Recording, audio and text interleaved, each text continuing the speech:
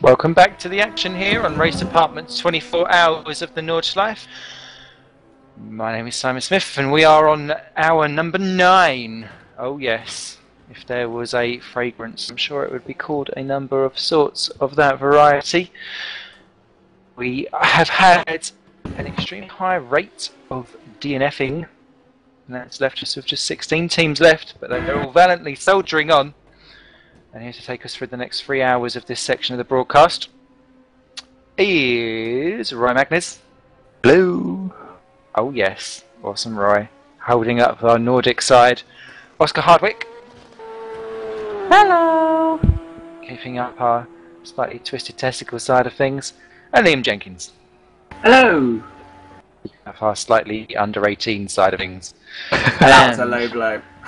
It was a low blow because technically at your age I don't think there should be any blowing going on at all. That's even lower. So, everything going on there. We have, of course, the live stream going on, which if you're listening to and you don't realise that you're on a live stream, I'd be very surprised. Underneath that, we've got the chat box for everyone to continue chatting along with. We're getting new people joining all the time. It's a pleasure to have you all with us, as it always is on our broadcasts here on simrace.tv. You can also join in with the forums if you're signed up as a member. You can also tweet hashtag RD24HR 24-hour and get yourself sorted out on the interactive scale of that. We've also got Facebook should you feel the need to, although people aren't bothering with that today. And I did just put my Twitter in there if anyone wants to keep up to date or tweet me any questions for the broadcast personally. So maybe Simon will do the same. Most followers gained by the end of the night competition when it gets a caramel feather. Got an Indian coming. A little bit. Everything I do is to do with Freddos. Oh well. If it's to do with food, it can't be too bad. Hello Ica, by the way, in the stream. We've still got 16 runners and riders remaining in this. Still, Sim Racing PL is leading the way by just under the 2-minute mark from Stander Osterdahl, who's rejoined for simracing.d.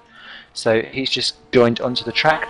Sergei Soldatov is currently in 3rd position because Gabor Szabo has just been into the pits for Simco Dream Team. He's just exiting the pits now in 4th position.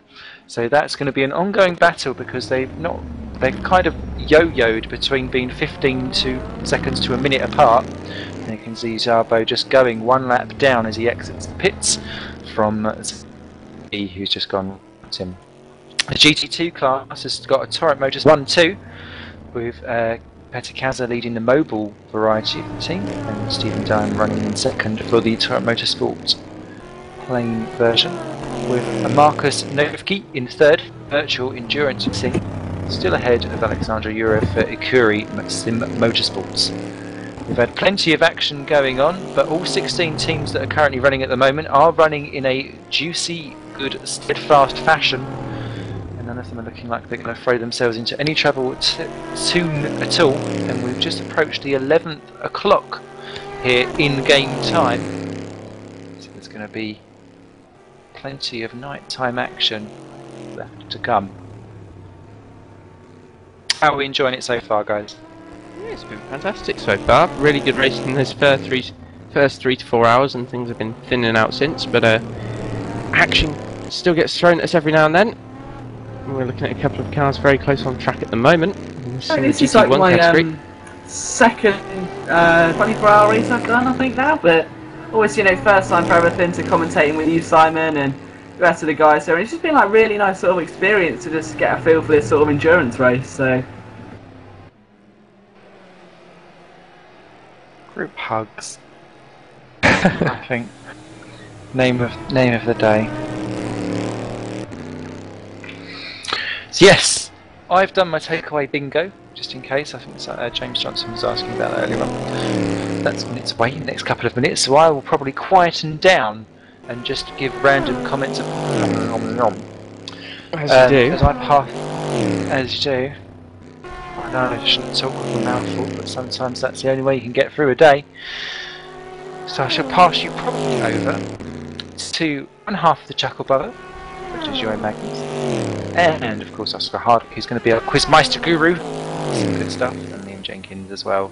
So just keep us going. Also, big hats off to Simon Melwish, who is our cameraman extraordinaire, who has been quietly beavering away with us for the last 9 hours, and deserves a big pat on the back. And yes, and because knowing exactly how you do with the cameras and stuff, he must be brought to tears because you see things at literally 5 to 10 FPS tops. So I shall pass you over to the other 3 while I take a back seat, stuff me gob. Off you go. Enjoy your Vindaju, Loo, Poo, whatever it was called. Vindapoo? Oh my god. I can't remember what it was, it was number 52. But we're back to the race, and there's still 10 hours to go, so it's been quite an eventful first half of the race, it has to be said. We're at the 9-hour mark, so still plenty more. If the first half of the race is anything to go by, then we're in for a fantastic second half of the race, hopefully with around half the attrition, because if the same rate of cars go again, there's only about 2 or 3 left. So, but obviously as time goes on, the drivers will start to feel a bit more tired, both mentally and physically, and they may start dropping off slightly, or the slightest lapse of concentration, especially this circuit, can put you in the barrier. I just but in Simon, you could have used your microphone before you walked away. Yeah, or we could do that. Thank you. You can do it as well, you know. Oh, Don Fabris into the wall from 11th position. That's Holding on your hat. sideways into the wall, but no, it doesn't seem to be that much damage to the car.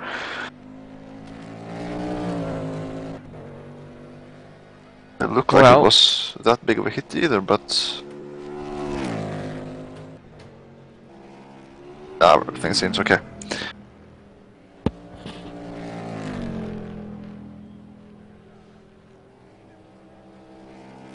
Of course, Daniel Faber is in this sports biker who is in 5th position in GT2 at the moment. Laps down from the leader, if I'm reading all this correctly. And I like to think that I do.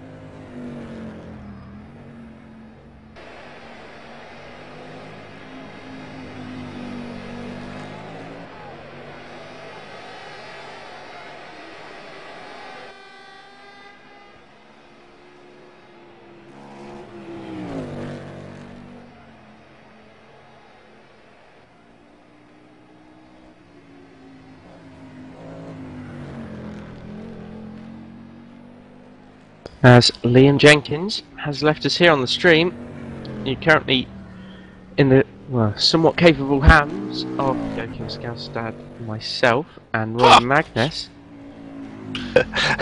Yeah, well, somewhat capable, I think is the clue here. Aimed more at myself than Roy and Joachim, who... Oh, but I don't think we are either. You've got more experience in the field.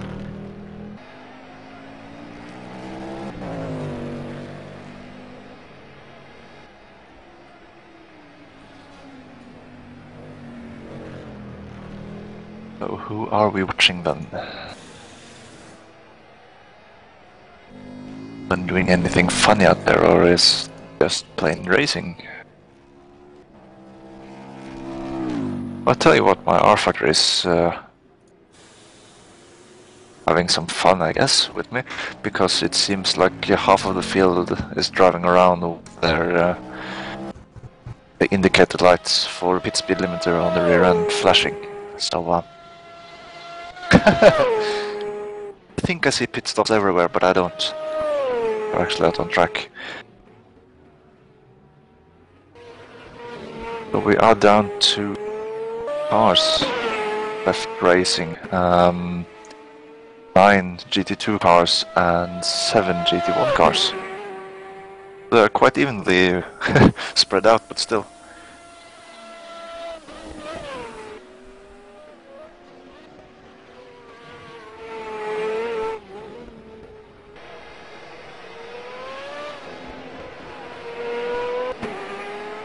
Sorry about that, I accidentally closed my TeamSpeak.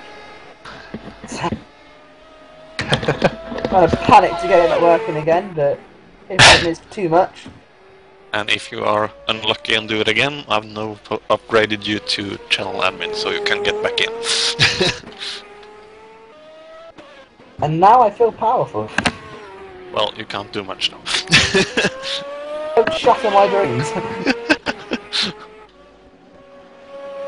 And Mr. Samusnet is back. Sorry, I must have hit the microphone off button when I threw my headphones down. Yeah, we could hear you. Sorry. Really? Yeah. All I did was put it on my... probably because I was trying to get to the door to get my curry. So, I should sit quietly now. Apologies all. Sounded like you were tap dancing with some ballet shoes or something. Oh no, I broke the the bottom images. off my slippers. Oh. I don't think I would suit a tutu.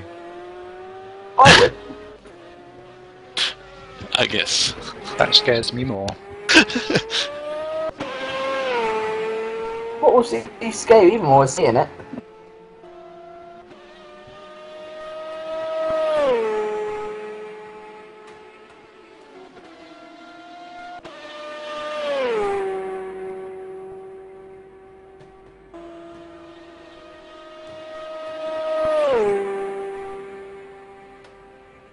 So what's going on?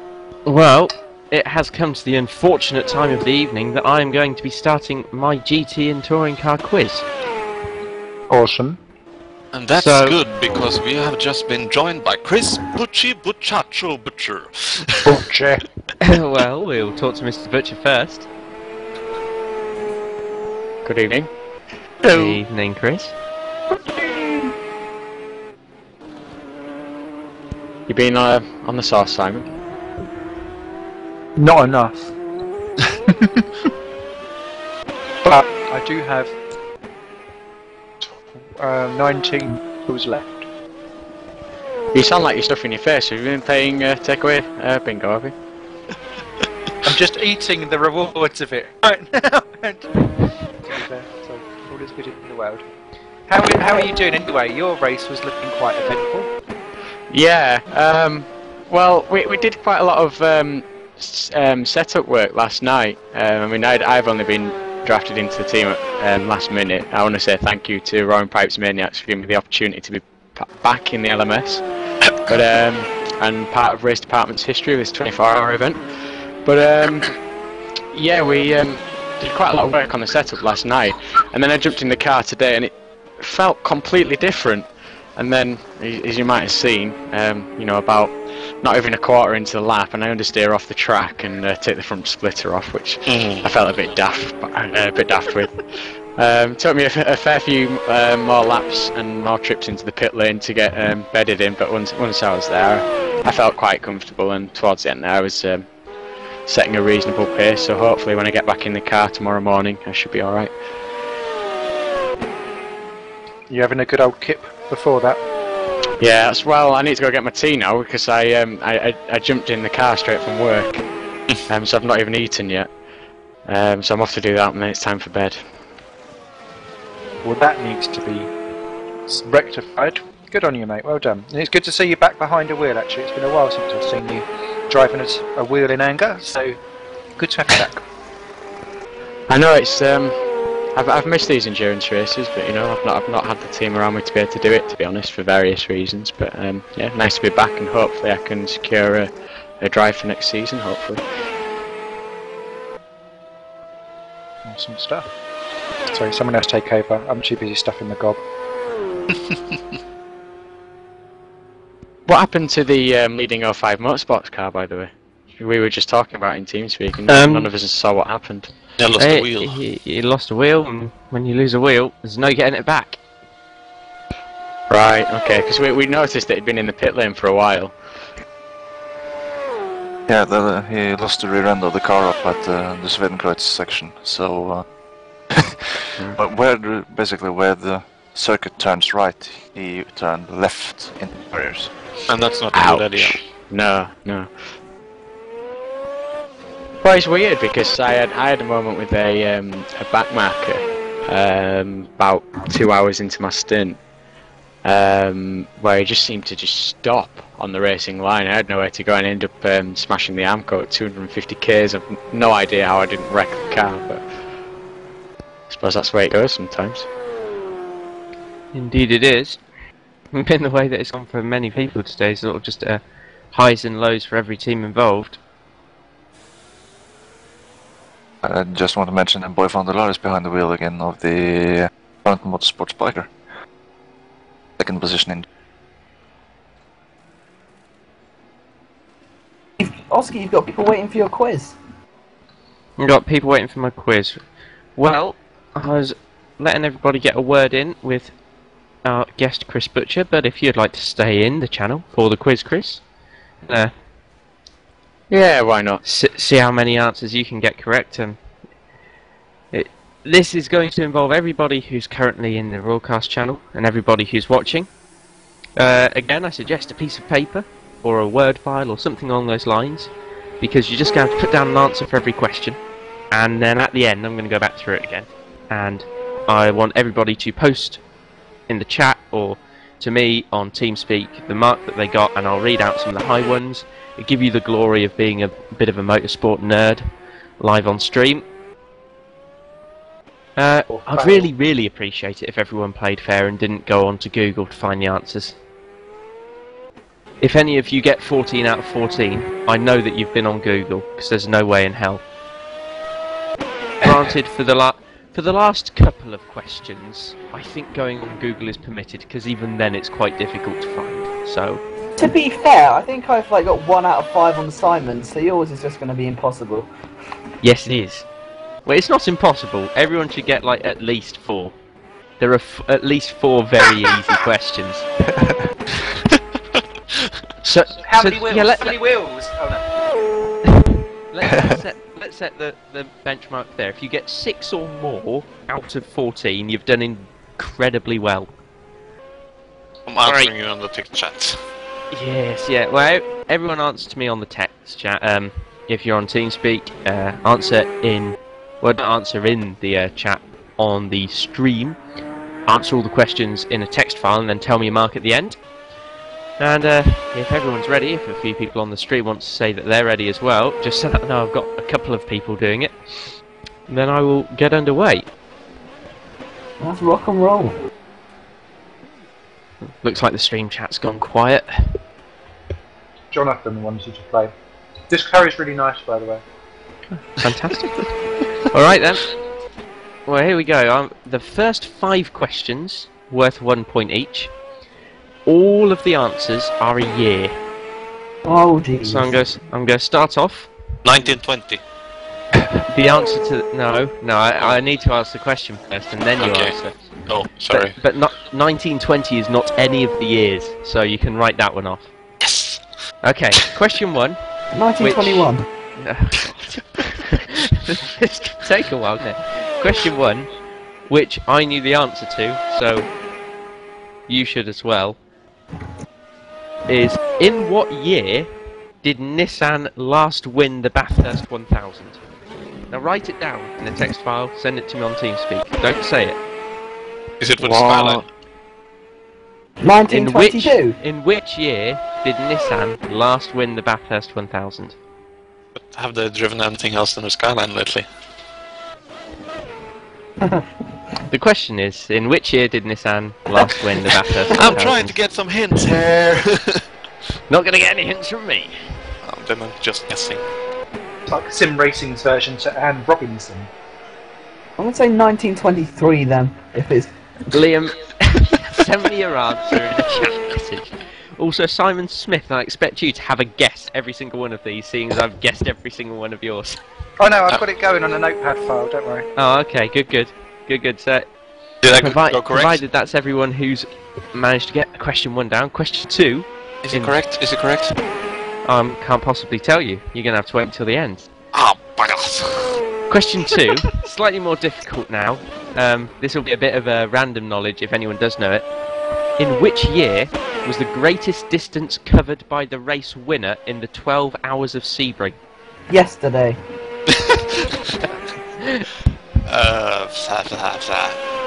I think, Joachim, just have a guess at this one as well. Yeah. This was one that my friend asked me the other day, and it took me 2 guesses, although they were completely random. So, oh, what's this? Joachim's having a multitude of stamps. I've just got the first one, I think. 1927. Okay. I think Liam is wrong. The second question is: in which year was the greatest distance covered by the race winner in the 12 hours of Sebring? 1998. Went 28, bugger. Was this question 3? No, that was question 2. Oh yeah, just repeating. I was repeating it for Liam. Sorry. Okay. Look, you're confusing me at this, and I've got all the questions in front of me. Oh dear. By the end of it, you would have tricked him into just putting down exactly what answers you put down. This should be Jeopardy. Okay. You said the answer. Question 3. When did Mini most recently win the Manufacturers' Championship in the British Touring Car Championship? 1929. That could be true.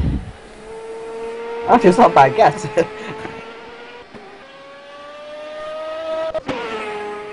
Okay, everyone got an answer written down on their notepad files, hopefully. No. But I'll do it now. Oscar will soon be having a laugh at my response. I'm gonna move on. Still expecting a 0 now, which is: in what year was the fastest average speed set for the 24 hours of Le Mans? Surely all the races are 24 hours long. But the highest average speed can change. Sorry. Ah dear. Someone did, you're right, but I'm still disappointed that it was you. I was going to say he's rubbing off on me, and then I thought, no, he's not. Let's not go down that road. Oh, come on, Simon. Okay, question 5. If I put 2004 for every answer, is one of them right? I can't possibly say. That means yes. Question number 5. Name the year in which the GTO class last ran in the Rolex Sports Car Series. What the hell is this Rolex Sports Car Series? Well, it's also known as Grand Am. Oh! Like The John Rolex Claude Van Sports Damme. What kind of cars are GTO?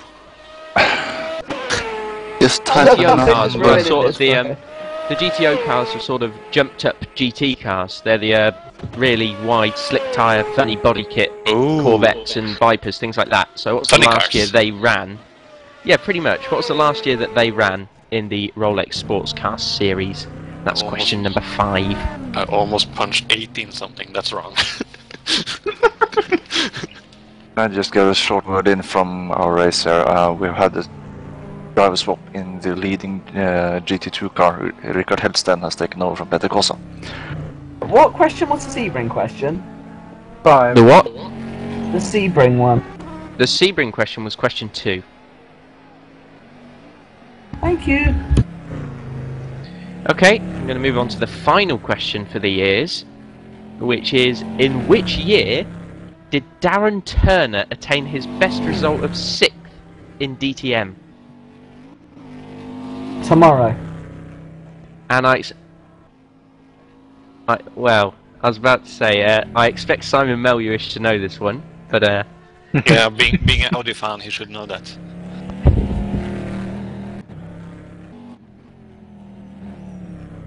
dear. I don't think he will speak to us now. Okay, so that's all of the questions with the answers as years. Moving on. Yes, moving on indeed.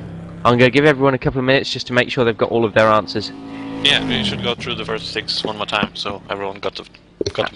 Indeed, I will go through that first 6. I've started, so I'll finish.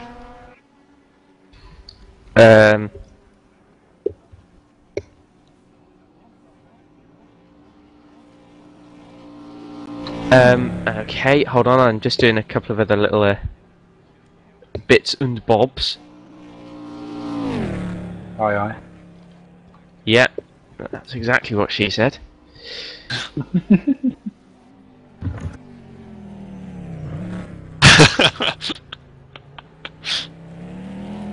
Okay, so to just round off here, question 1 for answers that are years was, in which year did Nissan last win the Bathurst 1000?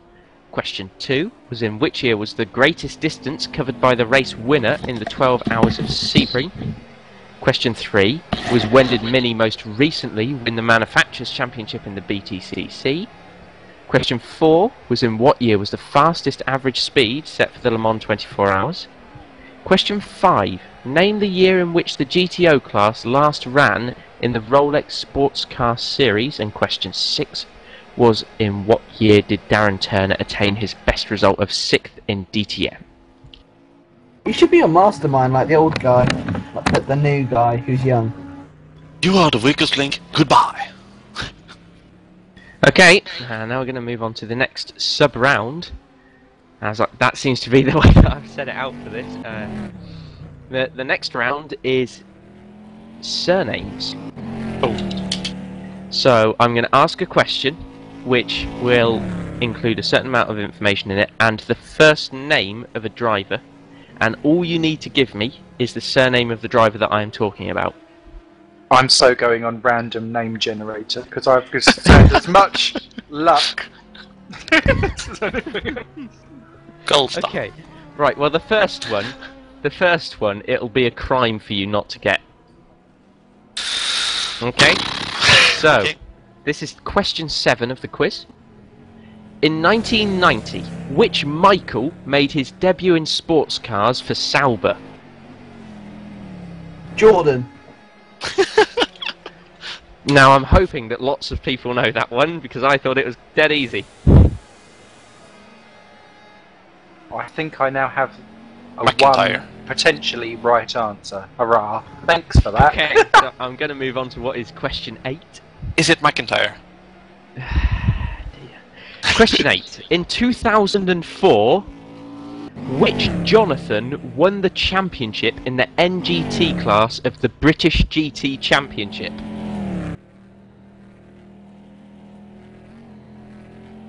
Are you going to kill me if I spell some names wrong? No, I'm going to be lenient on spelling, of course, because I can't see how you've spelt it. If it sounds the same, you've done right. And I don't even know if the correct name or not, so I'm just guessing. Well, that's fine. Question 9. In 2005, which Mark won the Independence Trophy in the World Touring Car Championship?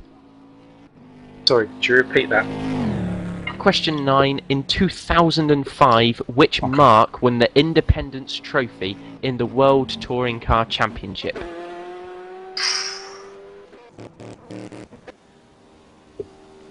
I see, I got wrong on the number 8. Damn. Every answer I don't know I'm putting Jefferson for. So far I have 3 Jeffersons. Flintstone. Okay, I've also been asked to repeat question 8 by Daniel Monteiro, which was in 2004, which Jonathan won the championship in the NGT class of the British GT Championship? Oh, I have to change my answer to that because I didn't realise you said 2004. I only know one racing man called Jonathan, so I just thought I'd shove his surname in as well. Jonathan Why Ross. not? Okay then, so I'm going to move on to question 10 now. Question 10. Which Eurone finished 3rd in the 2011 American Le Mans Series GTC standings? What was the name? Jerome. I don't know any drivers called Jerome. Which Jerome finished third in the 2011 American Le Mans Series GTC standings? You give me 3 people called Jerome, so I can choose one. Yeah, No. Bram Hengveld's got a very good point. Please don't put your answers down in the chat because it makes it a bit more fun for everybody else. Never mind. Yeah, I think I'm going with the Mark de Vries answer there. Are any of the answers actually Jefferson? No. But that does finish all of the name questions. I haven't lost too many marks then. Right. Mark de Vries answers. Now the final 2 questions are worth 2 points each.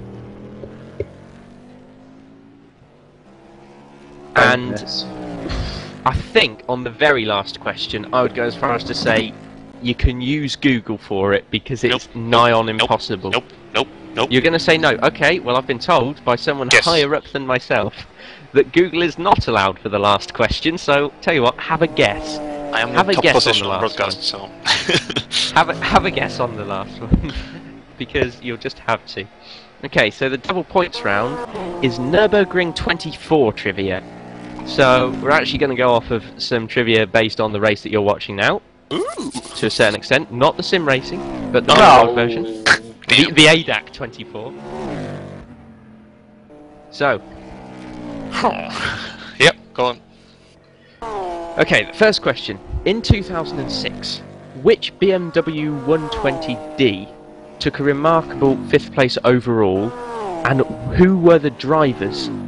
And what I want is the name of each of the drivers that were driving that BMW 120. Screw you. And there were 4 drivers. I can tell you that there were 4 drivers, and if you get 2 of them correct, you'll get 1 point. Right. Who's going to know this? And I'll give you another hint, that one of the drivers is the answer to question 9. Jefferson. No. Not Jefferson. Well, I'm That's what I doomed. got. My answer to question 9 is Moomin.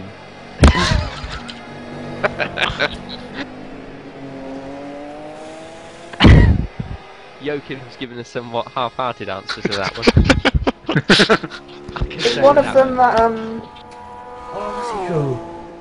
That helps, Okay. but Flintstone. I'm going to go on to the very final question, which I believe is the most difficult question. Because it's somewhat obscure. Really? Oh, Bram Hengveld, you missed a question. Would you like me to repeat it for you? No. You can watch it later on YouTube. Watch it later on YouTube. He said lol no. Okay, never mind. Moving on to the final question, which again is worth 2 points. There was something about the BMW 120, give the names and everything. Yeah, something along those lines. I don't even remember. Okay, final question. Question 12. In 2002, which number did the Scheid BMW team entry use in the ADAC 24 Hours of Nürburgring? Which number did they use? I've guessed that one, so I might be right. What's the number between? Like, is it a 2-digit, a 1-digit? It's something between 0 and 1 million. It's somewhere between I'm in with a shot. 0 and 99. Oh, I'm wrong then. Right, that's okay. I'm sticking to mine. And Mark, I was 6, so I didn't know until I went through Google looking for obscure things. I've done that once, but I didn't come up with questions like these. Oh dear. Can you now tell me if some of the answers I are don't given want to is know. correct? Okay, so right, get your Shall I marking post them into pens TeamSpeak? out. Get your marking pens out, and then we'll start seeing who's got what. Oh dear. Okay, so the answer to question 1, which is in what year did Nissan last win the Bathurst 1000, was 1992. Oh, I got it! And I can say that Joachim Skalstad got that question correct. And I was guessing! Oh, Yeah. oh. 1922 was close, but I changed it to 2009. No, I missed that's... by a year. Oh dear. I was a decade out.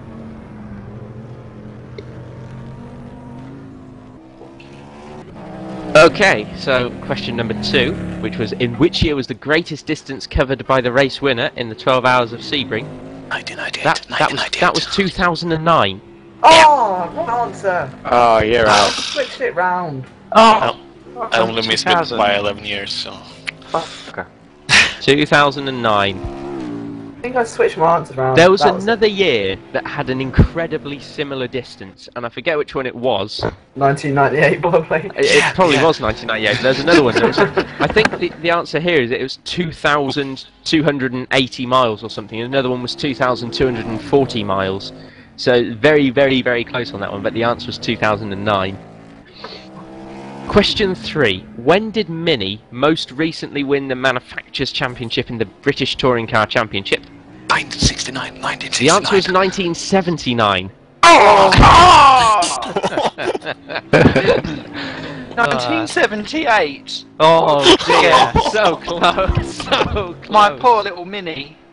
Ah. Well, They did win it in Johnson's 1978. They did win it in 1978, but they last won it in 1979. Oh, okay. Bugger. Okay. James Johnson, just while I was doing that, has just had a spin in 10th position. He's just got back going again. He's limping round a bit, but he's still going. Possibly a punch on James. that cart. You're a noob. Yeah.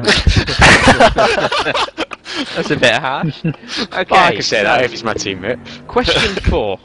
In what year was the fastest average speed set for the 24 Hours of Le Mans? 2010. And this shocked I me guess when I right. read it, because the answer is 1971. Oh. What? What? Answers? Yep.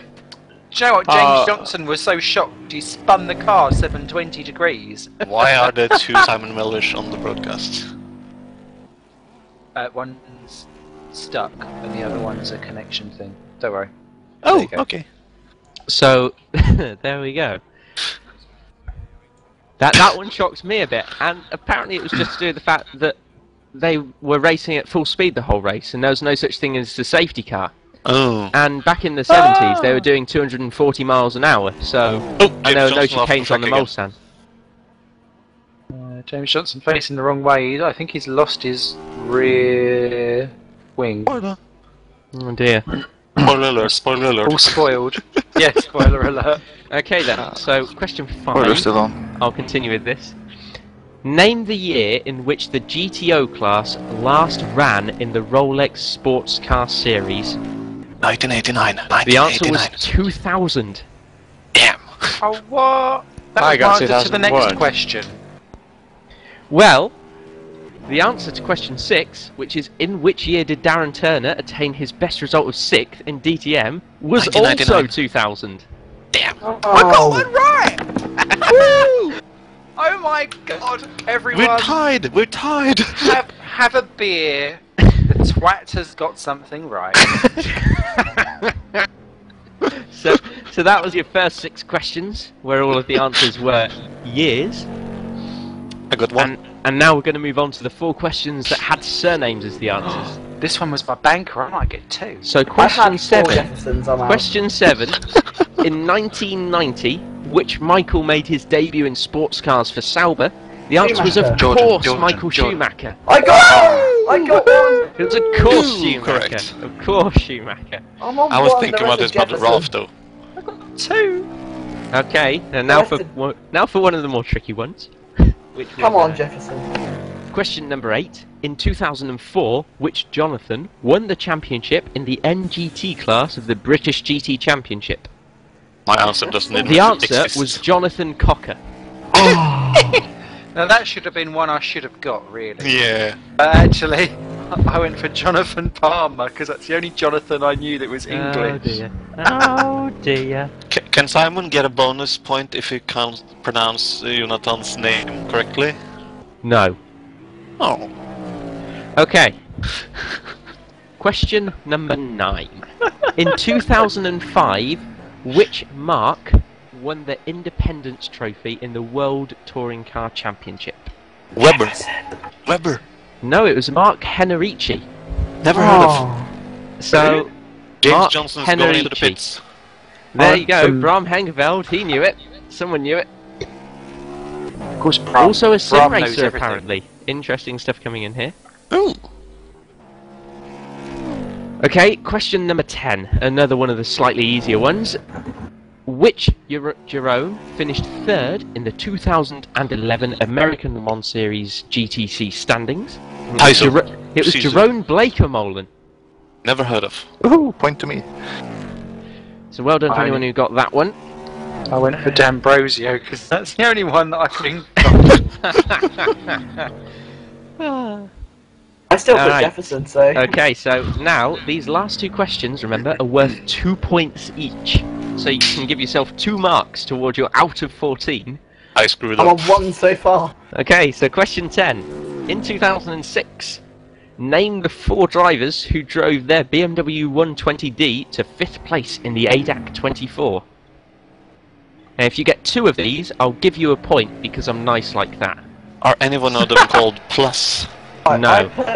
I put Jefferson, McNish, Priol, and Adler. No, none of those Weber people. Plus, Now, like I said, the answer to question 9 was also one of these drivers. So Mark Henrici is one of those drivers. Johannes Stuck is another one. Torsten Schubert and Claudia Hertgen. Ooh, 1 point for me. And Roy got it. But my answer to question 9 was Jefferson, to be honest. So I thought I'd stick with it and hope for the best. I don't know who I went for, but obviously quite clearly none of those. Okay, and in 2002, which number did the Shine BMW team entry use? Now this is a bit of guesswork for everybody. I said 7. The answer was in fact 10. Oh, 2 points to me. Way! You get 10. Fantastic. Well. Okay, so if everyone tots up their scores and sends them to me on TeamSpeak or puts them into the chat box underneath the stream, I'll read out a few of the higher ones and give mad props to anyone who's actually done half decent. I put that in David Junt, and then I thought, no, you silly boy, that's just you revealing that you're a sore spot, and I changed it to 66.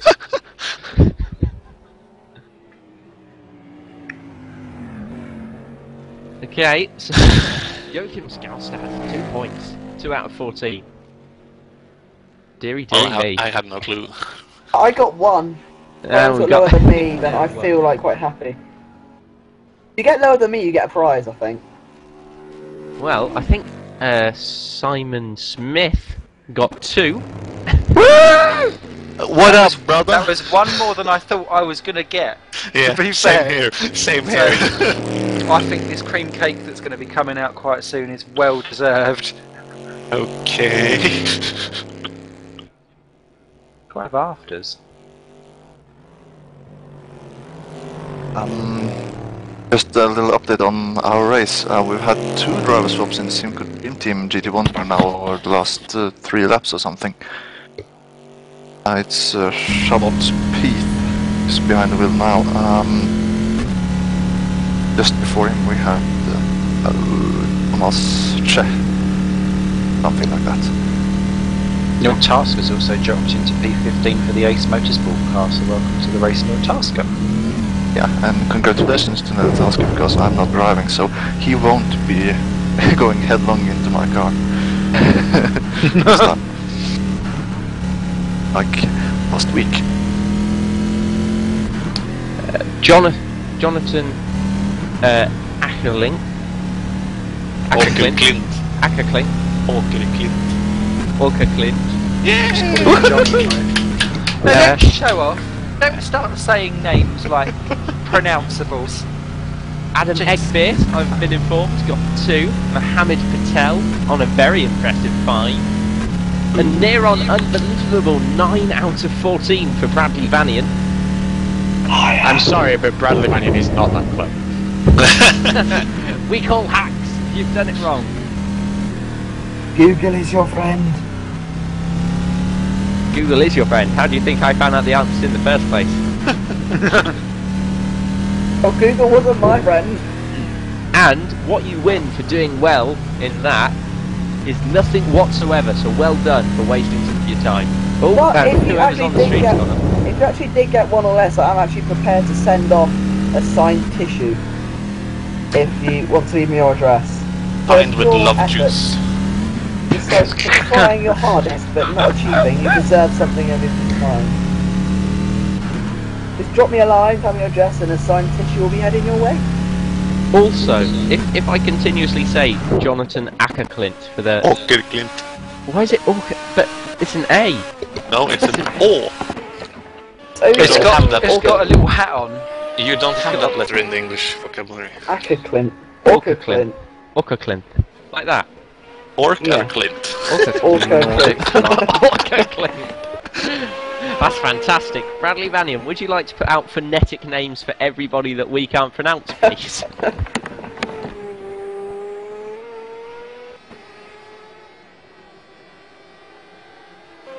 Apparently we've got a car out on the track missing its nose. Ooh. Plastic surgery. Well, how do I explain it? I have to find a word with O in the English. So it's not A or A. See what I did there? O. Bradley Van is. I think that one's quite good to be fair. I think I should assemble a quiz. Hey, I got one. How you can say it? Like the Americans say, awesome. Åkerklint. Yeah, awesome. Åkerklint. Awesome. Åkerklint. And don't get me wrong, you're not that awesome. Oh, you sneaky little man. I'm just kidding. Cool load, I need to assemble a quiz. And the you spell like in Bradley. Bradley.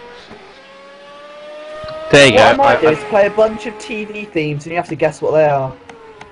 Oh, that's one for the early hours, is that one. Give it another 3 or 4 hours, if you're still Unlikely here. things to hear in our RD24HR commentary.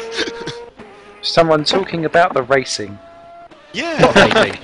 Well, I've been trying quite a lot of times, but no one ever Everyone's listens. driving around by themselves. Because there's not tons and tons going on, actually, to be fair. I think We are trying to mention pit stops when we can, and spins and so on and so forth, but there's not really like to be many changes of position unless we have timeouts and things such as that. Now, a path appears to have settled down for Simcoe Dream Team, and we'll go running through the order in a bit, but it does pop across. Yes, I agree, Ole. Pinky is much better.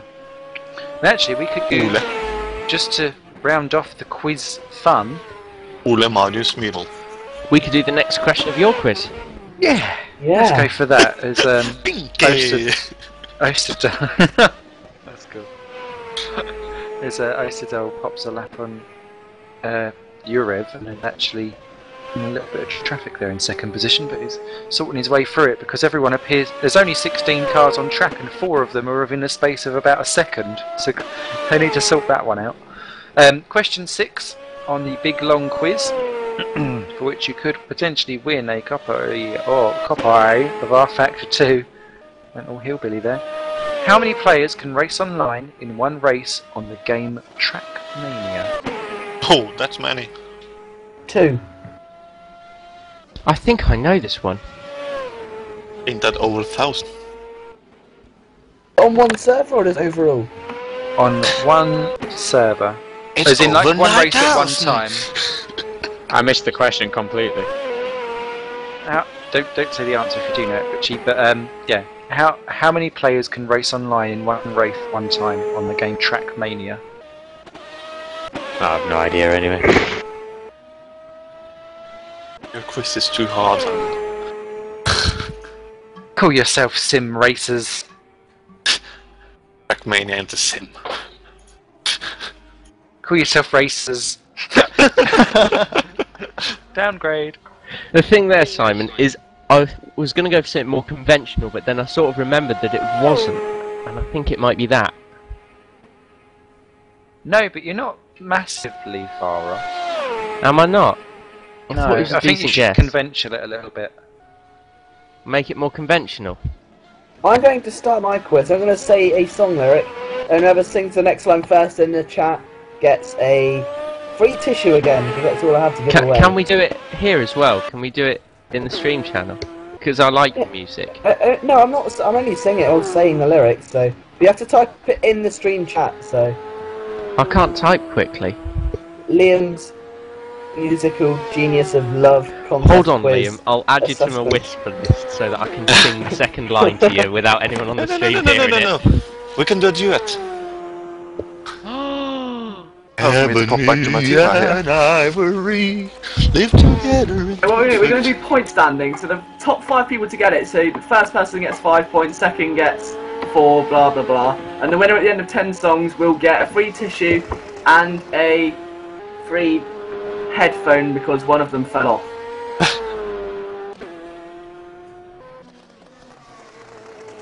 Fingers at the ready. That's not an innuendo. I am ready to type. Roy Right, gets let's go, right, ready? We can dance if we want to. We can leave our friends behind. Get typing. I don't know that one. I knew it, I just sang it through my whisper mind. I need adjective. I know that song, I love it. I love it. Type it in the chat first, nothing's come up yet. 5 points up for grab. David's ruined it, but he hasn't sung the next. You gotta say the line, David, say the line.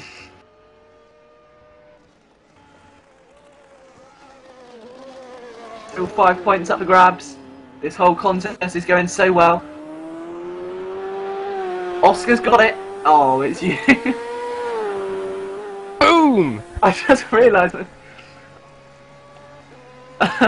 Oh, so Aiden is on 4 points. We can leave your friends behind. Because your friends don't dance, and if they don't dance, well, they're no friends of mine. Sorry, everybody. I'm aware that I just ruined any sleep that you were planning for this evening.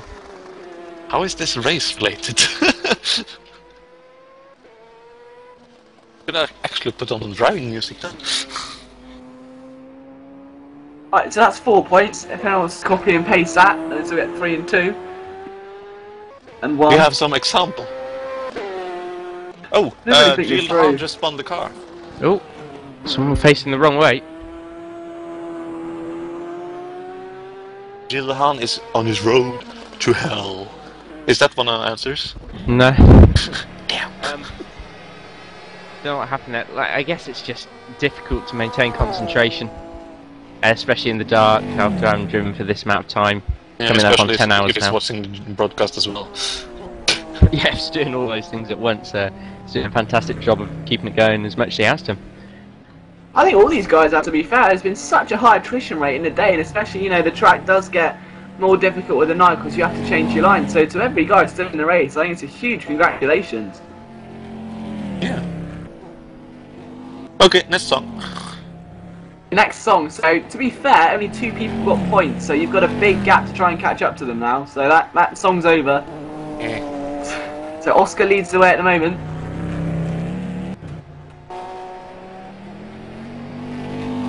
He's got to think of a song now that people will know. Example. Just while that's going on, Standard Osterdal has taken over the lead, while Tomek Camp takes over the Sim Racing PL car. And he rejoins in second position. Very wide line out of turn 1, but that's a temporary change for the lead whilst we go through the pit stop phase there. Well, interesting to think. Right at the beginning, we were saying that the Sling was the car to have, but yeah, it's sort of a theoretical lead for that Aston Martin at the moment. The Astons weren't anywhere special at the beginning, but now, as the race has progressed, they've obviously been a nice, consistent car for Sim Racing PL.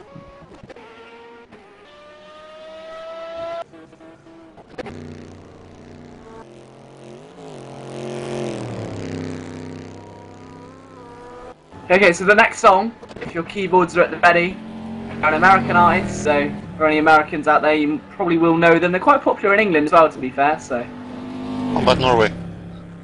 I'm not sure. It depends what music you have in Norway. Well, yeah. So, the lyrics are, coming out of my cage and I've been doing just fine. Go!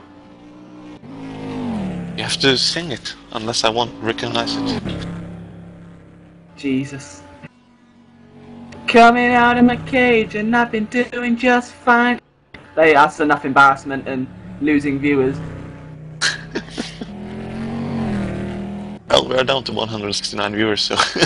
Oh, I actually lost about 11 there, I think. Well, I didn't get that one either, so... Simon's got the artist. Can he put the lyrics for 5 points to be tied with Oscar? And then Oscar's got half of it, so I'll give him half a point.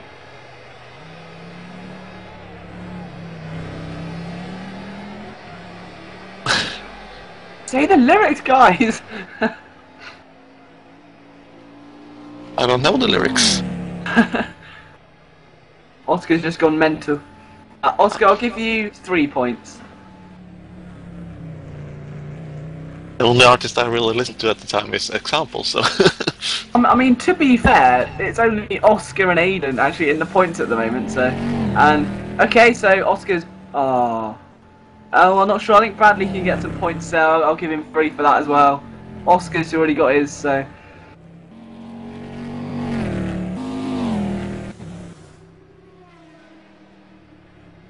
Stop now. I mean, at the end of the day, you're competing for a tissue. So I think we might have to get back to racing, to be fair. We're losing viewers. They're actually gaining them. This is working.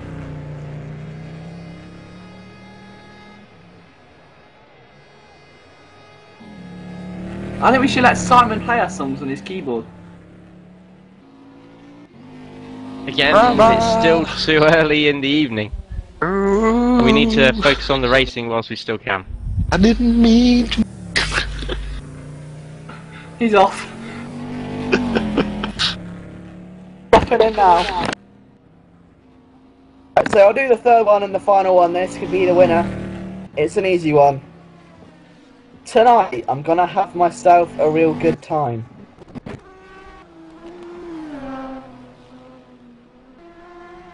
Well, I know the lyric, but I don't know the rest of it.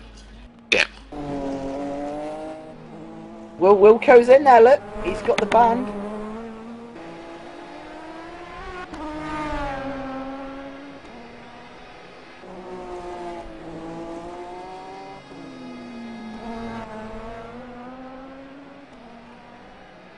Still no answers as of yet. Oh, there we go. Don't stop me now. I'm having a ball. Don't stop me now. But Oscar's got the wrong lyrics. See, Aiden's got it. Oh, Aiden pipping Oscar to the 5 points.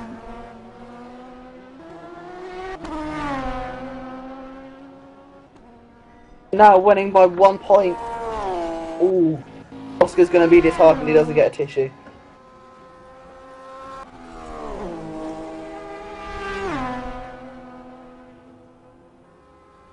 And that's not the tissue, Bradley. Which song is it? Don't Stop Me Now by Queen. Oh, I was on the right song, but wrong part of the lyrics.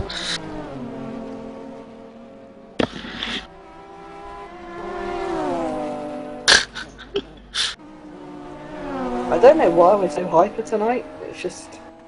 She's some nice little taking action there. It's gone from a race commentary to a podcast to 4 guys just laughing at any little word Quiz and show. doing pointless quizzes. It's like Saturday night on Channel 4.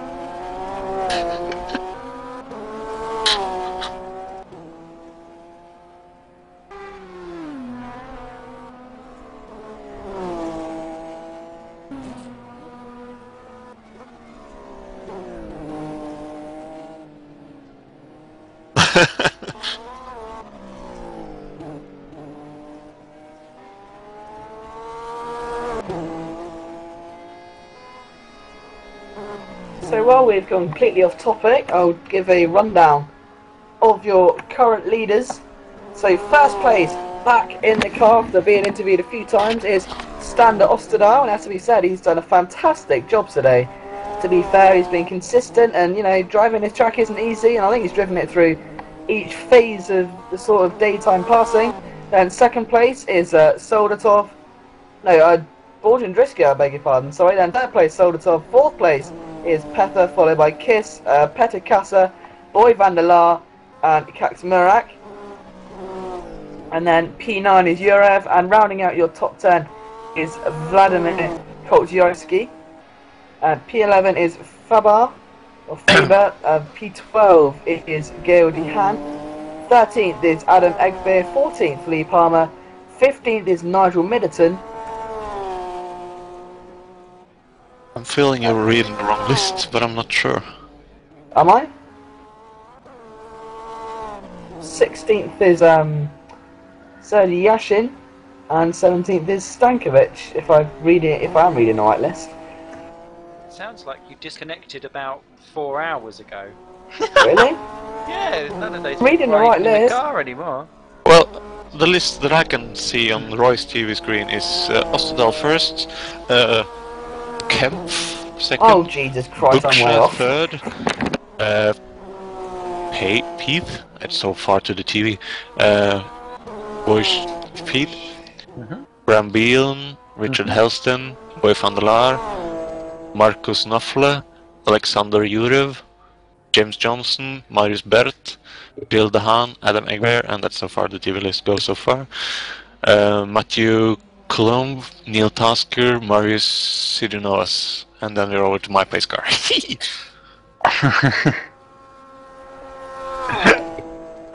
Oh dear. And that's Tasker and Sid Novus are 7 laps adrift at the moment, last of the runners.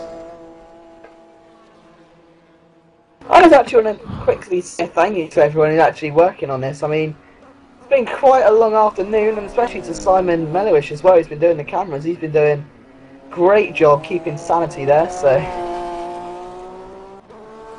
Well, I think the commentators are doing a great job keeping sanity as well. I think they're losing sanity now, if I'm honest.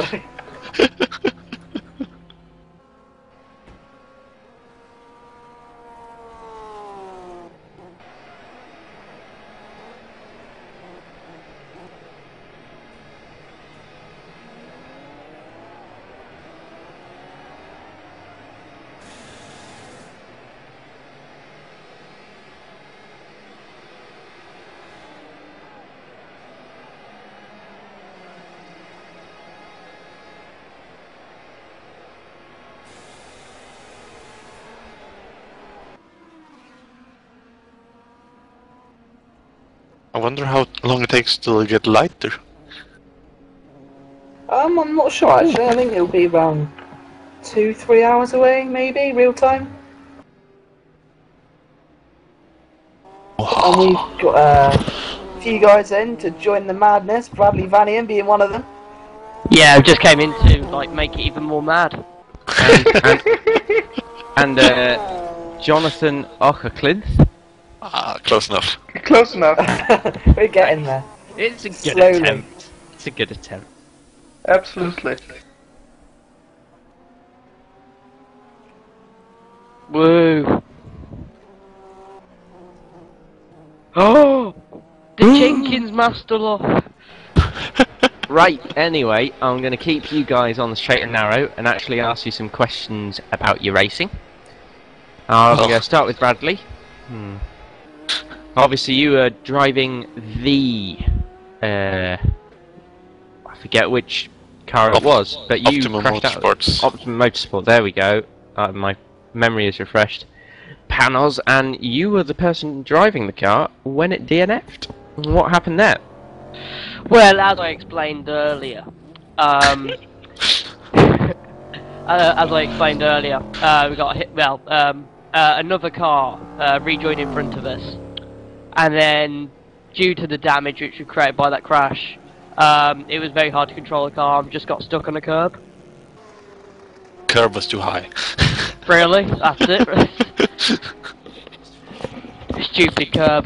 The curb ruined. You know, the curb was just there. You know, just the curb, just very mean.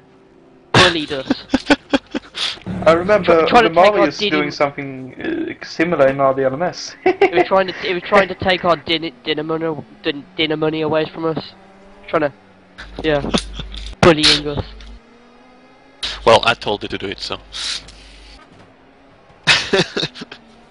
That's not nice. I'm not nice. Well, it was very, very unfortunate for you and your team then, Bradley.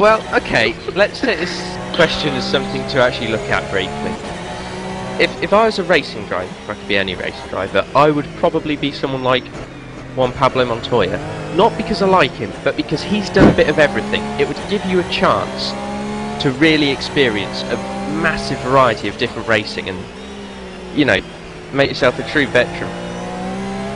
It's much easier for myself to be with him because our birthdays is on the same day, so my goal of being him is way easier. I returned and my laptop decided to blue screen, so sorry about that.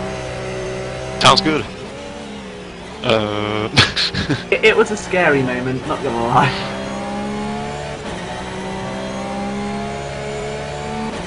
Have I missed anything much, or...?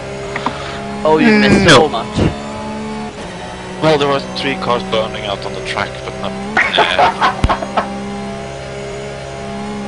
Brilliant!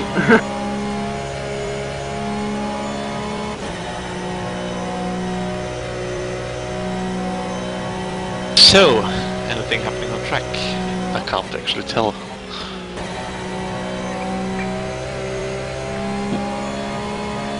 We have a new interview object. Hello, Mr. Jet. Or Junt, how you're saying it. Yeah, that's about right. Oh! Hey. Hello. Well, good night. Good day. Okay, who is moving users? I've just removed the Optimum Motorsport guys because it's getting a bit crowded in here. I want to view one person or one set of people at a time, if at all possible. Yeah. Also, everything they said was very, very loosely on topic. Yeah, I know. So, moving on, David Gent, a good friend of mine from Live for Speed. How are you doing today? Well, thanks. Well, fine. Up until a certain amount of time, then it went a bit wrong, sadly. I mean, what happened for you guys in the GPVWC entry? Well, I've already had a good qualifying pace. Had a good start without really drama, and then I think I'm even told that we had some great coverage of the stream with some overtakes. But on my second stint, I don't know, I've got a cramp on my clutch foot, and even though I didn't really have to use it, I got just too uncomfortable, and then the faults just started to come in, and I crashed and had to give the car to Roy. We've lost the splitter, so we had to really repair the car, and well, that wasn't the end, but I just later heard that when Timu Taika wanted to give the car to William Drinkas, he lagged out, and well, that was a race over after about 3 to 4 hours, I guess. Yeah, not fantastic. It's happened to a few guys today, just unfortunate circumstances like that taking a hold. Still sim racing related, did you end up taking part in the Kyoto 250 today? Yes, I did. And how did that go? May I ask, what were the results of the top 5? So you want me to remember the top 5? Other than Frisk Cups and Diaz winning it anyway, I guess not too interesting. But did Diaz win? No. Good. That's right. That's all I wanted to know. Oh, okay. Provided that he didn't win it for like the 4th year in a row. It's always good to know that someone else has won, and Robin Frisk Cups, very deserving of that one. How did it go for you?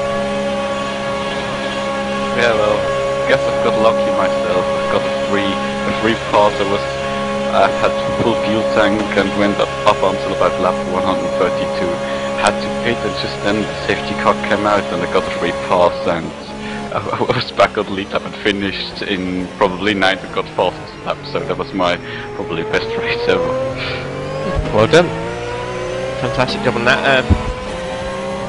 Pass on. Well done to the rest of the GPVWC team who really did drive the wheels off it early on and just got unlucky. Thanks for hopping onto the commentary box and giving us your view of the race as it happened. Yeah, thanks. Always again. And I shall see you later on, hopefully. Well done for your driving today. Congratulations on a good result in the 250. Continue to watch the stream and enjoy it. Thanks for joining us. Thanks.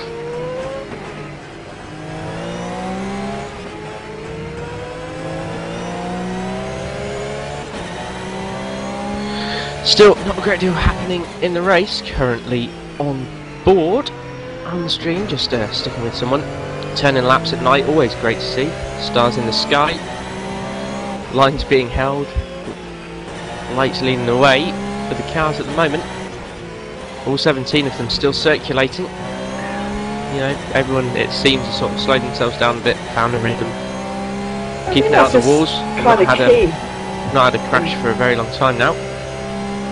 I think people have realised that due to the high attrition rate that you can't push as much as you'd have liked. I mean, I think a few of the guys out there were just trying to pushing it as high up as quick as they could, but I think that was kind of the wrong strategy to go for, and it unfortunately ended their races. And we also have got a new interview object. Anyone up for a task? What the?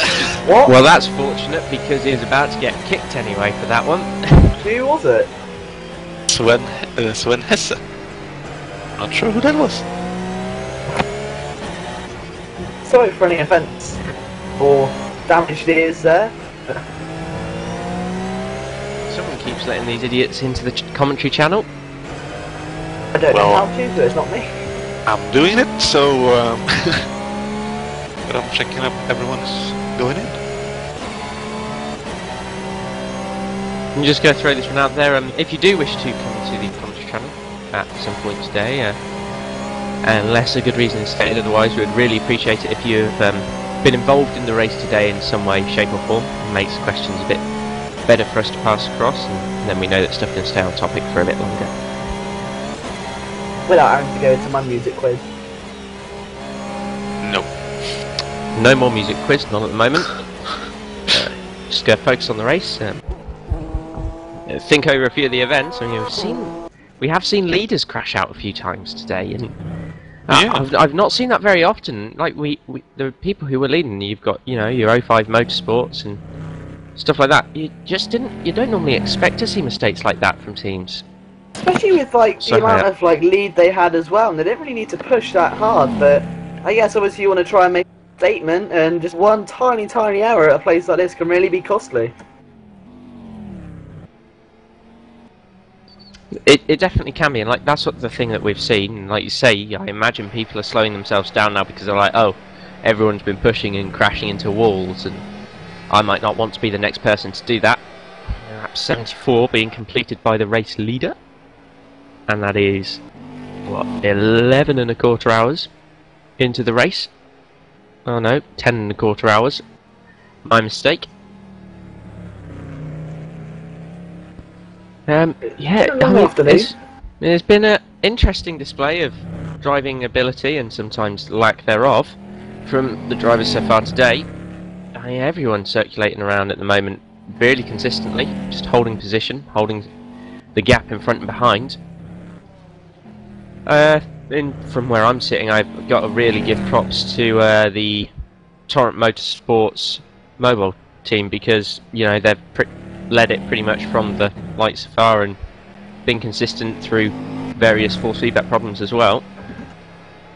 Fantastic job from them. And also the Aston Martin currently leading the way back in 8th early on, but consistency has handed them their position, currently 37 seconds ahead of Celine, following behind in 2nd position.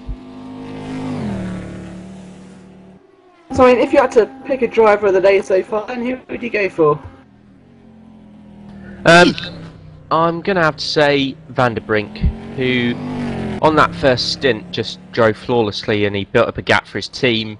That's not just a show of his own talent, but also as his talent in a team environment. He built up that lead for the rest of his team, and they used it as best as they could. I mean, maybe a bit over aggressive later on to have lost in the front wheel, but it does just happen sometimes, and you got to think it's part luck, part just giving it a bit too much at the wrong time. But for me, Wilfred van der Brink really put on a show early on in the race, and I've not seen anyone drive it that consistency, with that amount of consistency, or that quickly since. So, for me, it's got to be Wilfred. Absolutely. I mean, he did awesome. Unfortunately, I didn't get to see the first stint, but seeing the effects of it and how to pull out a lead like that really did do well. And I think for me as well, I think it's quite a hard choice, to be fair. I mean, there's been quite a few impressive performances, but trying to narrow it down to one. Well, another standout, of course, is Peter Kasser, excuse me. He's driven pretty much flawlessly every time he's been in the car.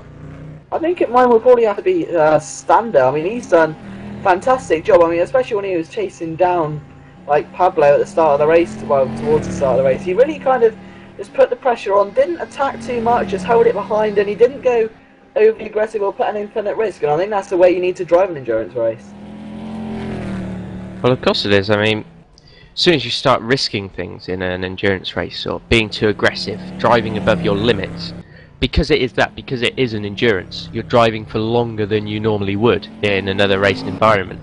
As soon as you start pushing your limits, you just get to a point where the talent runs out. You hit a barrier of ability and concentration, and as soon as you go past it, you end up in a wall or spinning and actually throwing yourself off more and losing more time than you would have done just by going, 3 or 4 seconds a lap slower, but making sure it's within your own boundaries. I mean, it's almost like rallying in a way where, yes, you could go through a rally stage really quickly, but if you try and push it that hard through the next one, you'll probably hit a tree. And the trick is actually to keep to a pace that you know that you can consistently hold together and not make any mistakes with. And that's what you've seen from the Sim Racing Poland team, who are currently in the leading Aston Martin. They've not been the quickest all race, they've not been anywhere special, and yes, they've made the odd mistake, but none of their mistakes have been big. They've been able to keep it consistent, and it's rewarding them at the moment. They're leading the race. I can very well see them going on to win, or at least get a podium, provided that they don't get any timeouts from here on in, because it's that sort of driving that wins endurance races. I mean, even earlier on in my quiz, when I mentioned the BMW 120D coming 5th overall in the ADAC Nürburgring 24 hours, I mean, again, that's just a show of consistency and, rating the race correctly compared to the other drivers around you, and that's what endurance is all about, and we're seeing a few really fantastic displays of that today. I think as well that saying consistency is key really is due its earn its meaning, I guess you could say. I mean, it just really is, like, that sums up endurance racing. I mean, I think you just said everything that I was going to say, so I just tried to cover as many bases as I could with that one. Currently following a Celine around the track. Which Celine is that? My brain is completely switched off. Third place Celine, in fact, who's got a nice healthy gap back to 4th, so again, the consistency is key playing a part. You just keep it driving in a straight line, you should be alright with that one. A gap of nearly 4 minutes. Back to 4th position. Could go to the loo. You could. I wouldn't suggest it. I mean, we saw something fairly similar back at the 12 Hours of Le Mans 79, where there was a car stopped on the Mulsanne Straight for some reason or another. But definitely not suggested. Keep driving as much as you can.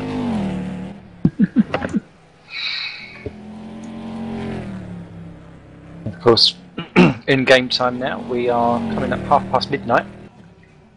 Woo! Coming up at 2:30 midnight here, so I believe that at roughly 1:30 in the morning game time is when the light starts shifting back towards the friendly side. When is the next server restart? Broadcast restart. Yeah, broadcast restart, sorry.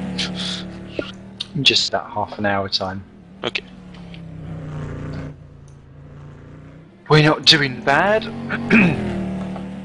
Far into the race, and yeah. Well, so far into the race, and it's really only somewhere around a half minute between the two leading cars. That may seem like a lot, but in terms of this sort of length of race, it's not a terrible amount.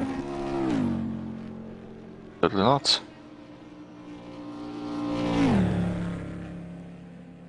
It was a bit closer a couple of laps ago, but well, back and forth is quite similar. So they're on. I think they found that right pace to just cruise around.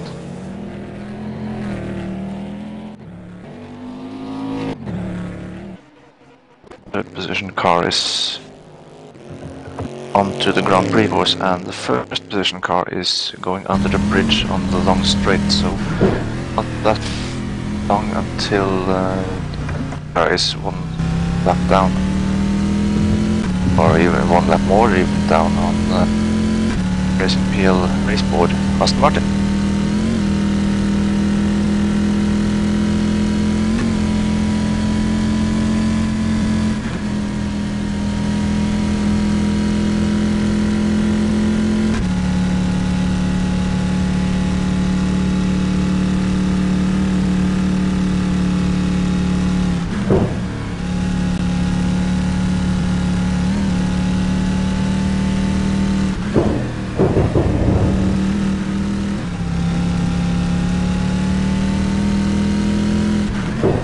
Fantastic footage being captured here by our loyal and somewhat talented cameraman Simon Mellieu. Should I say somewhat? I'm just being mean to him. He did a fantastic job keeping it up for this long, running the stream almost flawlessly. Sam Smith getting a funny word in there, but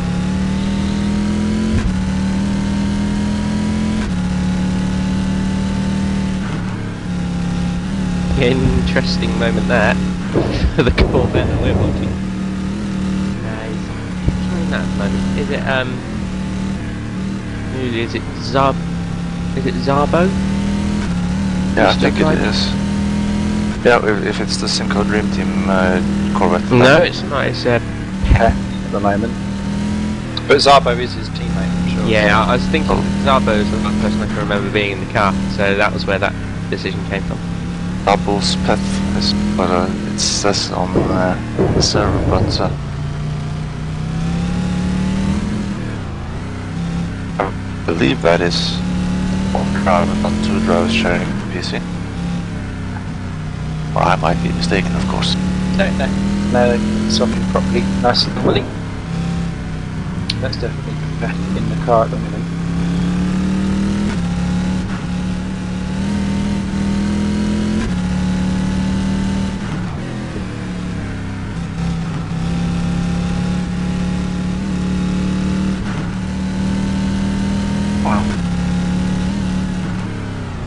Do I throw out question 7 while I'm here? Oh no, I lost my notepad when my computer died. Yeah, it's a good plan. Oh. Go for that, question 7. Question 7 of 20. I've got to find the other 6 now. Yeah, we'll do a recap. They're going in the forum anyway, so don't worry. Question 7. Which Codemasters... sorry, I'll rephrase that. Which game from Codemasters lets you take part in a race around a toilet seat? Yes. I want to know the exact entry in the series.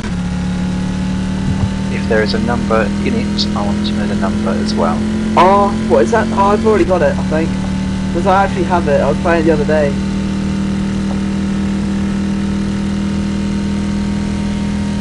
I would have been on 50.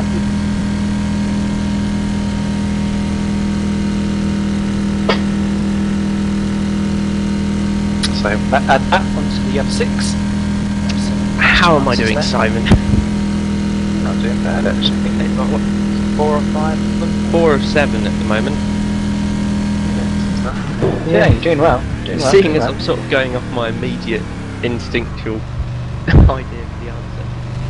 That's supposed to be instinctual, especially if you're a racing driver. It's just going what I think straight away. Natural flow. It's also just looking at the. I was looking at the pit car Pace car. I was like, oh my god, there's someone in the pits. No, pace car's not. Calm down, it's only a commercial.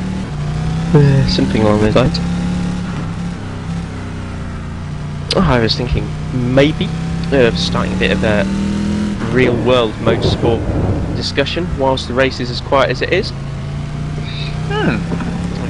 Recently, of course, had the start of the new Formula 1 season. That'd be true. And seen a few interesting results from that one. A few incidents, a few new finger signals from Sebastian Vettel. Always nice to see them. The cucumber. So, should be interesting. Any particular opinions or thoughts on the season so far from anybody in the chat or currently in the commentary booth? I don't know, I think that maybe Raikkonen could be in the shout if Lotus keep developing the car. I mean, I think he's proven that he never really lost what he had when he was with Ferrari sort of thing. It's always still been there, and he just made some great moves as well, so I wouldn't write him off just yet. Well, looking at Perez's second position, last time out, you can't write off anyone just yet. I think that could have been a first position though, but obviously as a whole sort of, was it team orders by Sauber sort of thing, but I think at the end of the season, if Massa goes and you end up seeing Perez in a Ferrari uniform, then that question will be answered, but until then I don't think you can really say yes or no.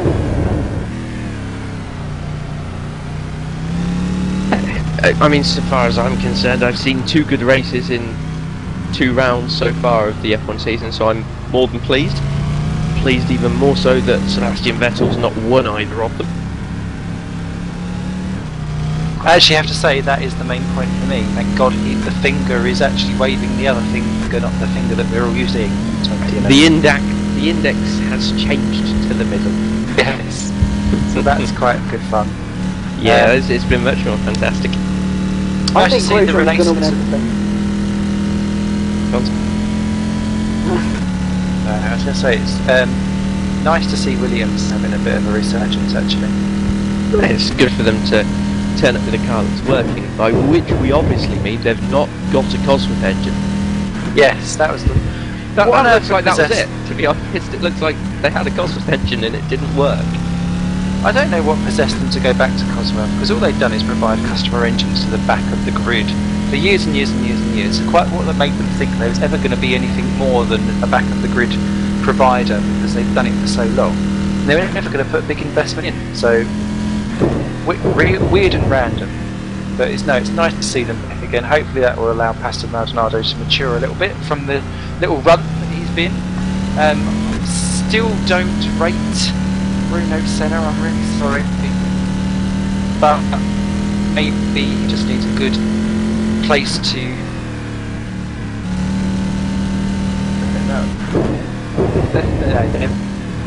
Senna's... No, sorry, I'm having a row with someone in his private with me. But no, he's done very well in Malaysia, but I still have a jury out on him, and I don't... When he was in HRT, I didn't see him particularly flourish. Chandok had the measure of him quite often. Then when he went to Bring Bob last year, he had good one lap place, but he didn't really pick it up together over the course of a weekend. If you look at Spa, some people were extremely impressed with his taking out of the majority of the grid into turn 1. He really showed skill in that one and threw away his race and a few other people's. Yeah, I reserve judgment. I mean, you can't take away from the lad that his Malaysia performance was, impressive. Yes. He was running in the same position that we said was impressive for Maldonado when Maldonado was doing it at Melbourne, and you can't take away from Maldonado either. He obviously made a mistake on the last lap, but he drove 56.5 laps of fantastic racing. Yes. That's still a massive improvement. I think wouldn't he did a good put him job. in an endurance car though. No. Unless you had 50-minute stints and you got him out and, washed him down a bit, gave him a break, gave him a coffee, and then let him have another go. Random poor driver. But yeah, I agree. Not the grandest. But no, nice to see Williams back up there again. Toro Rosso, nice to see that. It's good to see a whole grid even just slightly closer to what it is before.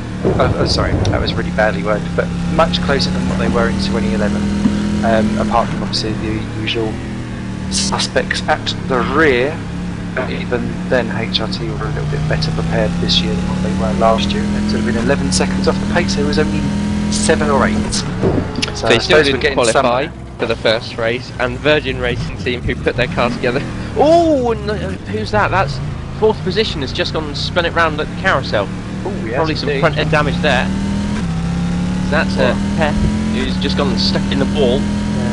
Lapse of concentration there, I think. That was weird. It was. I suppose once you catch the side, yeah, just getting far too hot. So round he went. Still keeping obviously full position because he's well clear of Jan Wimensing for the sim race of the end. But that is not good. Bradley Vanian. Oh, can someone answer this? Does it have to have a particular number in the game series to question 7? Can't answer that. Sorry. So, right, can you answer if my answer's right? I don't think I'm going to even enter the contest, but I'm pretty sure that's right. For once.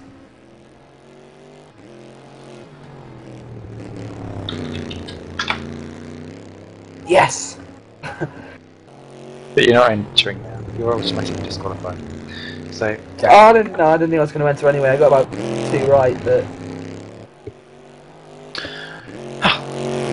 What else has surprised me about Formula 1? I'm surprised we're going to Bahrain. Well, I've heard that a couple of teams bringing in new chassis designs that involve, instead of using carbon fibre, using 3-inch thick steel plates to protect them from the mortar strikes that will be going on throughout the race. Yeah, it does worry me that. Is that actually serious? Well, they've still got severe political problems over in Bahrain, so like there's still the issues and the pressures there that stopped them from racing last year.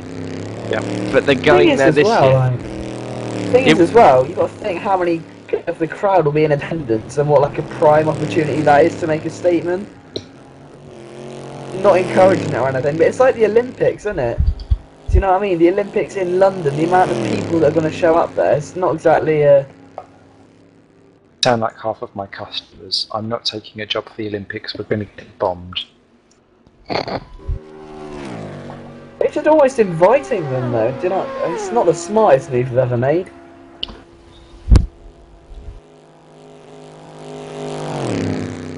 Not Afghanistan, but there we go. But no, never mind. Yeah, I'm surprised that we are going there, though.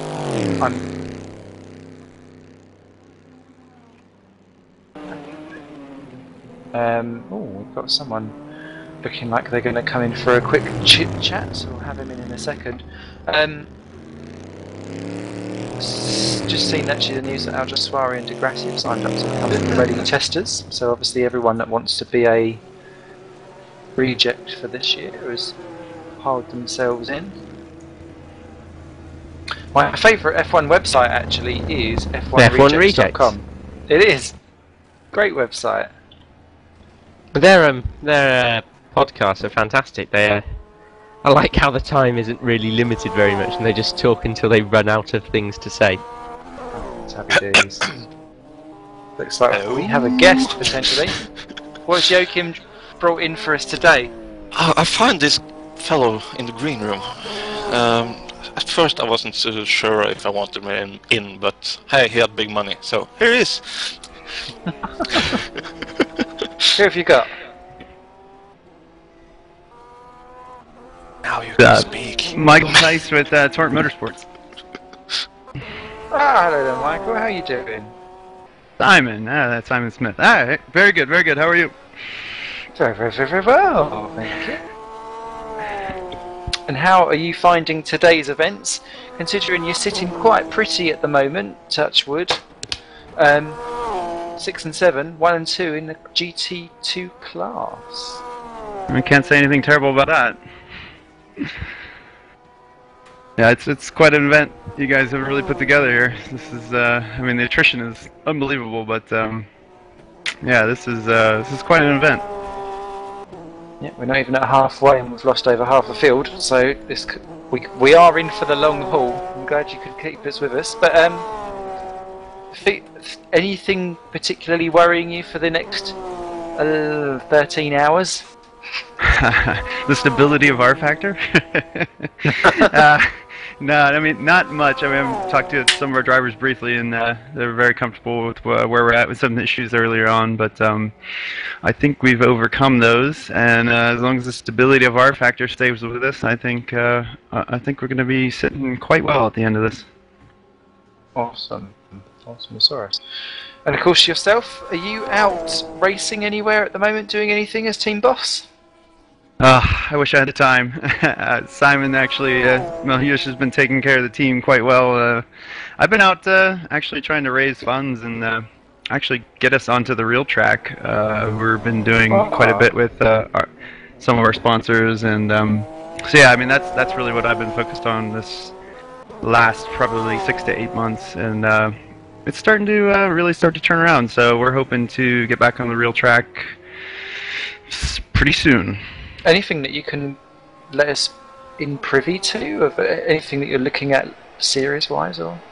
No, it's really hard to say right now. We have a lot of really good options, and Simon's actually been kind of leading the charge on that because he's very well connected to motorsports as a whole, and he lives over in England, and I live in the United States, which yeah, we won't say anything about motorsports in the United States, but it's quite much better over where you're at. So he's got a pretty good feel for a few ideas. I just need to raise the capital to do it. So yeah, nothing right off the cusp, but yeah, we're definitely looking around. Fantastic. And what else sim racing wise have TMO got themselves into at the moment? Because they do seem to pop up everywhere. It's like everywhere you find a new amoeba of TMO is popping up in the league. Yeah, actually, some of those are even surprising me. We're over at GP, VWC, we're at GRC. I mean, we're pretty much in a lot of places.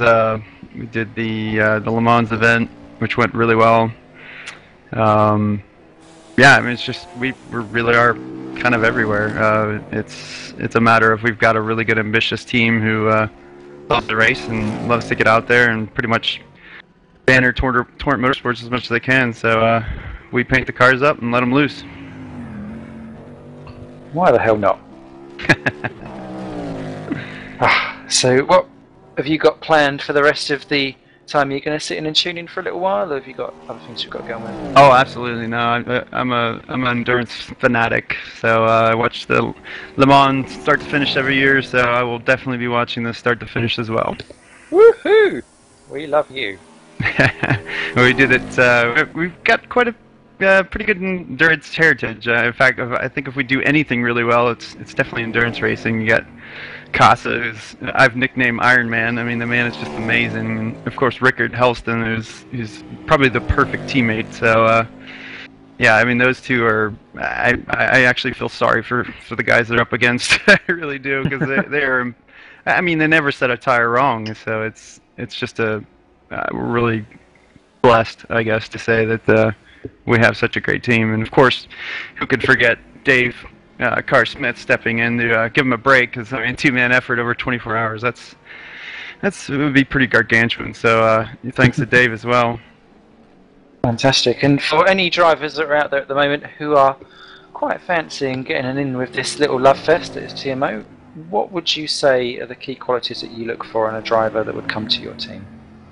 Obviously, first and foremost is the ability to work with a team. I mean, there is no way we would have gotten anywhere as to where we're at if we did not have guys who are willing to just put in the laps and work extremely hard together and really just, grind it out. I mean, that's a lot of times what it takes, especially with things like Formula Sim racing. I mean, you got guys that are doing 1,100 laps a week per race in practice. I mean, that's probably the number one thing I would say. And of course, the ability to take the lead on things. Sometimes, there's not a huge amount of, drive to actually step forward. A lot of guys are afraid of it, but, like Simon Melhuish, I mean, he basically came to us as a driver, and I mean, look at him now. I mean, he's managing basically the entire sim team and just killing it. So you know, guys that are willing to step forward and really just take the lead on things and not be afraid of failure, because it's always an option. So you just got to grind at it and get it right. So I'd say those are probably the biggest things. Well, and everything that doesn't kill you makes you strong, as they say. So we've been killed quite a bit. Unless you spoke eating some of my mummy's cooking, in which case it just hospitalises you. So good stuff. We've also got in here Mr. Nipple himself, Esmond, popped back. Tipple, thanks. I forget. So obviously, end of the road for yourself. Anyone you cheering out for? Not in particular. I just hope we don't see any more retirements, to be honest, because this attrition is, well, this attrition. What more can I say? And what else? Oh, right. Yeah, I had a driver swap in the sim race for anything Netherlands GT2 Ferrari, where Jeroen Cesar is now behind the wheel. Yes, indeed. I think, has he been out before? I'm sure he has. Yeah, I believe he has. Yeah. Like, welcome back, Jerome. Chatting away in the chat box earlier on. Anyone got any questions for Esmond?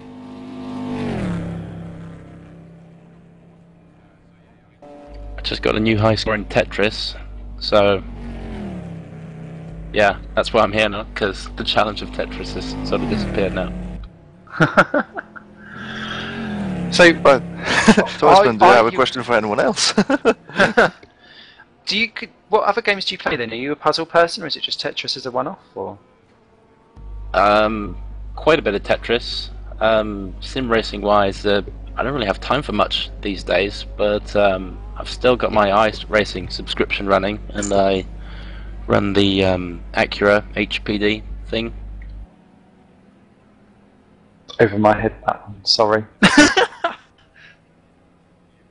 I'd tell you what, it's a really good puzzle game. If you fancy having a go at stuff, obviously you've got Lumens, which is quite similar to Tetris. Have a go at the game Chime, if you've ever tried it. Googling it. It is also a bit philanthropic, not that I can say that after all these beers, because part of what you actually pay for it goes towards a charity. But yes, essentially, instead of getting rid of blocks, you are given blocks to place down on a grid, and then when you make squares of 3x3, 4x4, or so on and so forth, they then turn and paint the ground underneath, and your whole object is to paint the whole ground that you've got, but you've got to do it in 3 minutes. And there's, just like Lumens, when a bar goes across the screen to the beat, that collects your points as you go. So it's a good mixture of all different kinds of block stuff. Insanely addictive, especially when you've got a 4-player like score attack mode going on. You'll toss me into the pit for the Ace Motorsport car. Just leaving as we speak. Yeah. Simon. Hello. I have a quest for you. A quest? Yeah, a quest and a guest. And the guest is the quest. Okay. Hoo-hoo, playing with words. You have a guest that asked politely, which R-Factor game, mod, should he be playing? And the guest is Paul Gardner, sorry. Which R-Factor game? As in like mod? Yeah, mod. But you should hear his story first. Okay, go for it. Hi. Hello, welcome to the broadcast, Paul. How are you doing? Well, what I was saying was that, obviously we've all got different equipment, and I struggle with the GT cars and the like the Enduracers mod, etc. Because my wheel is locked at 90 degrees. I can't turn past 90 degrees. So in all the 5 or 6 years I was playing R Factor, and these guys are doing like these crazy times, and I'm like, well, my car is hitting the same top speed as him, but my braking is terrible, and I can't make the apex like they seem to be making the apex. And they were sending me their setups, and it just wasn't working out for me. Sometimes it did, but it depended on the track, etc. And I just had a massive long conversation with Remco on the other race control channel, which was very nice, I should say. He's a very nice man. Very knowledgeable. He's incredibly knowledgeable, isn't he? It's quite scary, really, how much he knows. Yes, the sage, almost. And I apologised if I was in the wrong area, and he was like, no, it's fine, you're in race control. Then a driver came in from the race. I'm digressing. And he was like, I need to talk to you about the race. And I was like, I shouldn't be in here. This is official, like, race room stuff, you know. And he was really good about it. But yeah, so I race race department with the F1 2011 game from Codemasters, and because my wheel is locked to 90 degrees, it isn't as much of a problem for me, because I just increased the steering saturation to 50%, and I've suddenly become rather quick. Having it on 0 was very bad.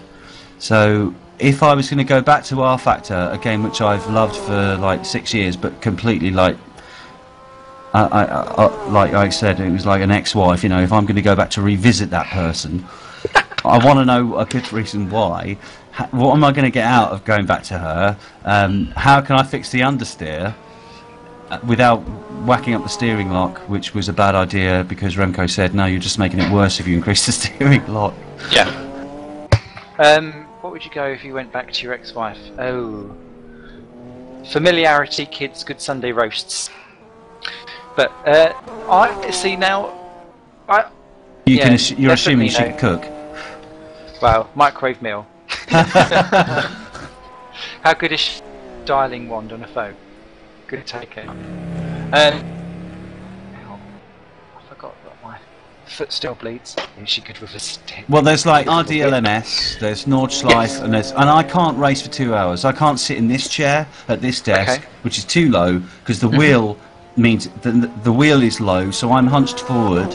So as I was saying to the lads, you know, I can't get into all these long races. Like my mate Boy is already in this race now. He's in the Nordschleife race, and he said, you know, you're not slow. It's just, you know, you've just got hardware issues, and you just don't want to race for too long because of your chair and whatever else, you know. But I'm very proud that he's in 7th. But is he still 7th? Yes, indeed. Yeah. Doing very well. Another Dutchman, and I'm interested in racing with, spending a bit of time racing with, you know, because, you know, I've only just met these guys tonight. They seem like really decent fellas, and as part of my gaming time that I allow myself on the computer, I said we should do some laps, and maybe you can help me out with the understeering, etc. And he said, well, yeah, go and, you know, we race, you know, these mods, and he's taken me to the R Factor leagues. Neil Tasker in 15th position. Sorry to jump over you there. No, he's fine. in the barriers in P15. He's just got himself in. That doesn't look like to be too much damage because it was a bit of a lully spin across the track. That won't help him out at all for the Ace Motorsports. Sorry about that, Paul. Keep going. So if I'm going to get involved, quote unquote, with another R Factor mod that's going to be suitable for me to be competitive, you see, I want to be at least competitive, even given my massive understeer problems. Would it be the RD Le Mans or the Nordschleife or the Formula Series or the Touring Pro, in your opinion, Simon? Oh, you're asking the wrong person here, because I don't drive. I would go for touring, purely because I find personally, I mean, I get with your whole you're stuck at 90 degrees, because I still race with an Xbox 360 controller. Boo hiss, I know. But I just can't get on with a wheel, and I think that's because I was so rubbish at driving in real life, I can't then get you driving in a game. I find actually that the more boxier the car is, and the more that you can throw things out, and I find touring cars are more, they don't put up so much resistance. Say like open wheelers or anything that's kind of jittery, and I find endurance cars really jittery, and like too much. Well, that's towards what they the are. rear end. Yeah. Yeah. Yeah.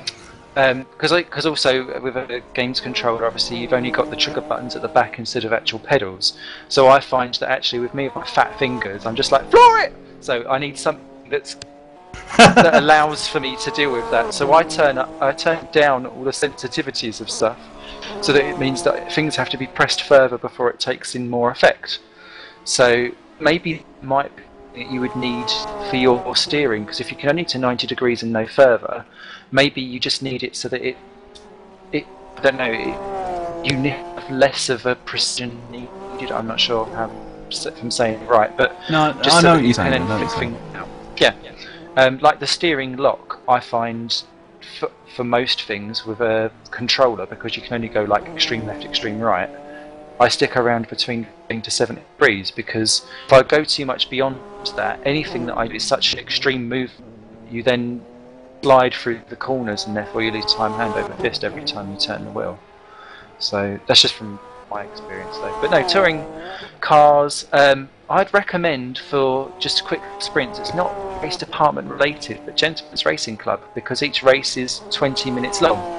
So currently on a Monday night, this league goes on, and it's 3 races, separate races, 20 minutes. Hopefully not this Monday coming. It's the one-off endurance in the series. I've heard of the Gentlemen's Racing Club, yeah. Yeah, and that's just tin top touring cars. Easy, yeah. I broadcast that one. Me and Simon will be back for more then. Oh dear, we should learn our lesson. But it's a nice, easy place to get in. So you've got some people that race here, race there as well. Aside from that, I know it's cliche, the GAN Trophy.